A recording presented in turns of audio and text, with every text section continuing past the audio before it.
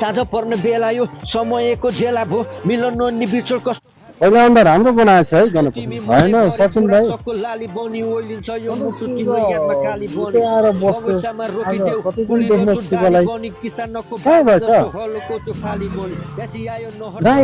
शिव दाइ त ट्रेजिङमा हुनुहुन्छ नि अस्तिदेखि तनावमा हुनुहुन्थ्यो कतै केही गलत होइन होइन ऊ मान्छे त्यस्तो त होइन दिपालाई धेरै माया गर्थ्यो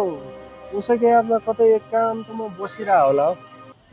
अझै बुझेन क्या वीरेन के हो केटीले धोका दिए कि हो क्या दाइ ए त्यो भाइको नि ल परेको थियो र मलाई पनि कहाँ थाहा थियो त अस्ति भाइलाई भेटेपछि मात्र पो बल्ल पो थाहा पाएँ त मलाई त पहिल्यै थाहा थियो तिमीलाई त थाहा भइहाल्छ नि ए बल्ल बुझेँ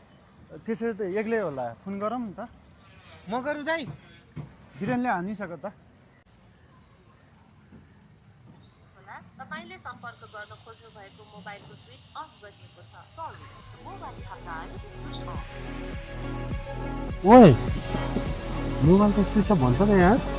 कतै ब्याट्री पो सकियो कि खै के हो त्यो मान्छेको भरोसै छैन बरु दाइकै घरतिर जाने कि जाउँ जाउँ यार हुन्छ बरु त हुन्छ जाउँ अब बाइक स्टार्ट गर्ने जाउँ